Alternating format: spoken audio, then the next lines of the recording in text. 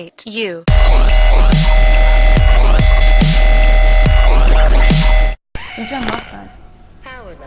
What's up, everybody? It's Kevin the Great, and it's finally here, the Nazi Zombies gameplay that I promised you guys. I know a lot of you guys really wanted to see this, and I'm finally putting it up.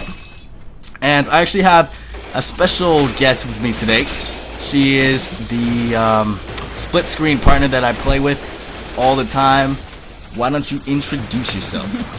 Hi guys, what's up? My name's Olivia. Some background info on me and zombies. I love zombies. That's my favorite game. I've been to the 18th level. That's my highest level so far. I played with 4 players when I got to that level, and I had absolutely no mic to communicate with them. They had a mic though. And that's one thing that I wanted to talk about in this video is communication is very key in Nazi Zombies, okay? You generally want to play with your friends first of all, so then, you know, you could make sure that they do have mics. But if you play with randos and they don't have mics and you're in the lobby, just leave, honestly, because in later levels you really need to talk to each other, you know, tell each other, you know, watch your back, or come into this room, come into the elevator, we're going down, we're going here, we're going there, you know. And what happens is, in the beginning especially, you're assigned a certain window, and you know, if they've broken down your window and you're a bit overwhelmed, none of your teammates will know that because they're concentrating on their own window. But if you have a mic and you tell them, you know, they'll run over, and that's exactly what happened over here.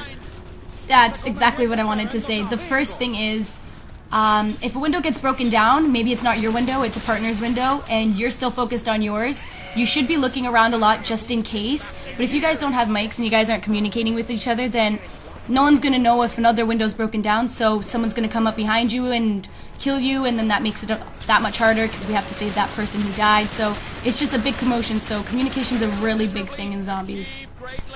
And if you guys are probably looking at your screen like, what the hell, a level 12 already? Yeah, I cut out all the previous levels before this just because I know you guys want to see the good stuff, and level 12 is when things starts to get a tad bit interesting. You know, by now a lot of us have already died like 5 times each, and you see that we're playing with 3 people right now, but there's actually a 4th guy who I didn't know. I knew Flemmies that I'm reviving right now, but this guy was like, he was on some next level shit. He was like running off by himself, but you know, he could hold down his shit, so we did our thing.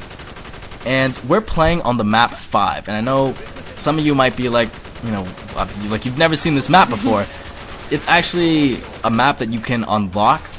When you're in the main menu, what you do is tap your left trigger and your right trigger repetitively, one after the other, and your guy actually gets out of the chair. Look around the room, and in one of the corners there's a computer. Go to the computer, click on it, and you can type in a cheat. Oh, I don't know if it's a cheat or not, but you enter in 3 arc space unlock, or unlock space 3 arc. I'll leave it in the description so it's more clear. The 5 map is definitely my favorite map, don't get me wrong. The other maps that they give you, the default ones, are really good, but this one's worth unlocking.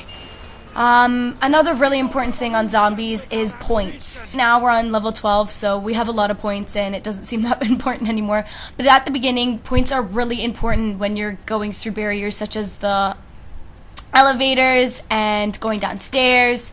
So what we like to do is we like to share the points. That's a really big thing.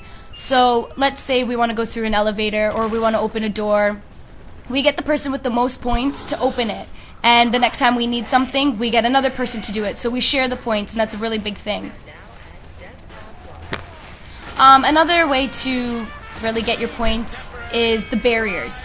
At the beginning, there's not that many zombies. There's very little. You maybe get 5 to 10 zombies at the beginning. So what you want to do is you want them to break down your window. You want them to tear it down. You want them to come through, and then you kill them, and then you rebuild it so you get more points, and you continue to do that. Don't get me wrong, that does not give you the right to go to someone else's window and rebuild theirs unless they need it. A really big pet peeve a lot of people have when they play zombies is stealing other people's kills. You don't want to be the hero. I understand you want to get as many points as you can, but do it with your own window. Alright, and since we're talking about, you know, conserving your money or whatever, getting your money up, I'd like to let you guys know that you need to conserve your ammo, okay? And a lot of people I see, you know, they're at the beginning of the level, they're like shooting their pistol all around, or when they get a gun, they're just spraying it and shit like that. What you want to do is aim for the head if you can, especially at the early levels. It's not that hard at all. You know, there's not that many zombies, like Olivia said. So, you know, do that, and you will get more points as well as conserving your ammo. This also ties into strategically buying your weapons. Okay, at the beginning, I think in that room there is the M14 and the Olympia. Please do not buy the Olympia. Okay, yes, it's fun to use or whatever. You know, you like to blast them back, but it has 2 bullets in the clip. And yeah, it only takes 1 bullet to kill 1 guy, but the reload is just ridiculous. And you know, you'll end up facing like 5 or 6 zombies, and they'll be coming at you, and you'll just get mugged. So buy the M14 in the beginning. You know, this carries on throughout the whole game that you're playing.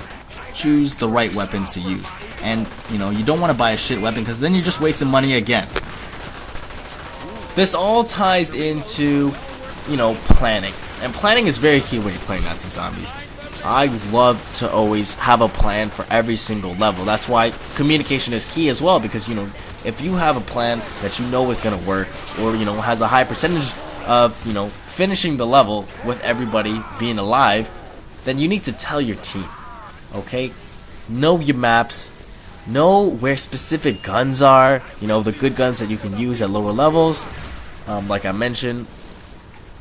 Know specific rooms that you should be in, you know where the elevator is. You have to know where everything is, okay? For example, at the bottom, very bottom level, when you come out of the elevator, to your left there's a door there.